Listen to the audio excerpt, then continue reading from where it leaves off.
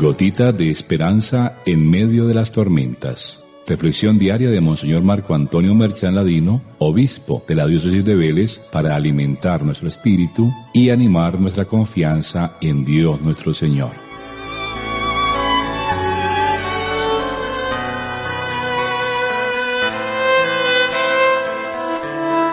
Muy queridos hijos, el episodio que nos presenta el Evangelio de San Lucas en este lunes segundo de Adviento es el del paralítico llevado en una camilla por un grupo de compañeros. Episodio que no deja de sorprendernos por la manera como suceden los hechos. Primero, la creatividad que tienen para hacer llegar al enfermo a los pies del Señor. Y segundo, el hecho de que Jesús no lo cure inmediatamente, sino que le diga algo que aparentemente no tenía nada que ver con la situación, como fueron las palabras relativas al perdón. Hombre, tus pecados quedan perdonados. Pero el mismo texto se encarga de hacernos superar el asombro, pues su actitud es una respuesta a la fe que ve en los amigos del paralítico. Cuánto quisiéramos tener amigos así, llenos de fe y de confianza en la acción poderosa del Señor Jesús. Pues es definitivamente la fe de ellos la que hace que no se detengan ante ningún obstáculo, por difícil que parezca. Y solo quien tiene fe sabe reconocer que el problema más grave del ser humano no es la enfermedad o el dolor o el sufrimiento o la muerte. No, el problema fundamentalmente es el pecado. La escena se desarrolla en una casa en donde Jesús se encuentra, enseña y sana a los enfermos. Pero allí estaban también unos fariseos y escribas, que de alguna manera son los que impiden el acceso al Señor, como signo de que, de la misma forma, el peso de la ley que ellos defendían tanto, impide la posibilidad del perdón al pecador.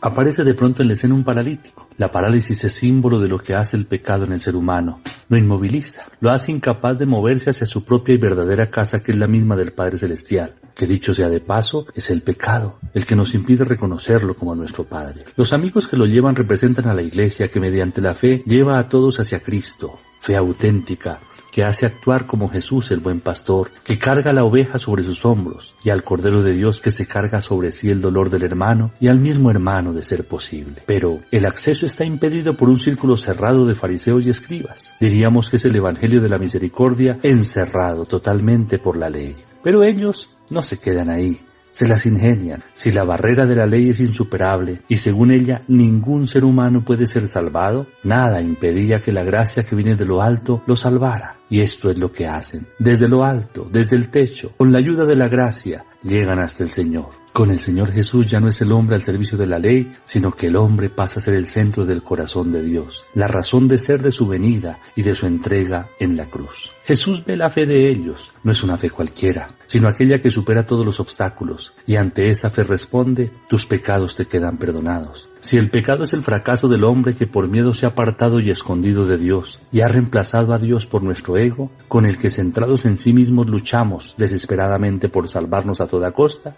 el perdón, por su parte, es la fuerza de Dios que salva, que hace salir a la luz de nuestro escondite, que devuelve el puesto a Dios, quien se encarga de salvarnos de todo, hasta de la muerte. Esta sanación permite al paralítico reincorporarse. El perdón hace que seamos nuevas criaturas. Su relación con Dios no solo se reanuda, sino que es mayor que antes, porque un perdonado se descubre mucho más amado. Recordemos lo que enseña la carta a los Romanos, donde abunda el pecado, sobreabunda la gracia, sobreabunda el amor. La reacción de los representantes de la ley, que no perdona, y que tenían encerrado a Jesús, es considerar que lo que acaba de decir es una blasfemia. Pero este dilema lo soluciona el Señor, pues si para un representante de la religión, defensor de la ley, es blasfemo perdonar, para un pagano, en cambio, es imposible de creer que un paralítico vuelva a caminar. Pues entonces lo que hace el Señor es las dos cosas imposibles: sana el cuerpo y perdona el pecado. Realiza lo que es absurdo para el pagano y blasfemo para el fariseo y el escriba. El milagro difícil de la curación se realiza para mostrar el milagro mucho más grande, el de la reconciliación. Así como el paralítico se levanta físicamente, asimismo la palabra de perdón resucita el corazón muerto y despierta un hombre nuevo, demostrando que en él se halla presente sobre la tierra la misma fuerza de Dios que sana y el poder que perdona los pecados. Entonces aquella camilla que hasta ese momento era símbolo de su mal, ahora la lleva sobre sus hombros, como signo del triunfo del poder del Señor, y puede caminar hacia la casa del Padre que ha enviado a su Hijo para salvarlo y llevarlo de vuelta. Demos gracias a Dios. Recibamos en este lunes la bendición. El Señor esté con ustedes Y la bendición de Dios Todopoderoso, Padre, Hijo y Espíritu Santo, descienda sobre ustedes y los acompañe siempre. Amén. Un buen día para todos.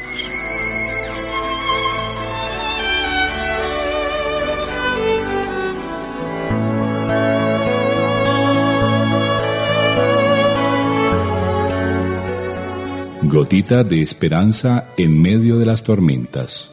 Reflexión diaria de Monseñor Marco Antonio Merchán Ladino, obispo de la diócesis de Vélez, para alimentar nuestro espíritu y animar nuestra confianza en Dios nuestro Señor.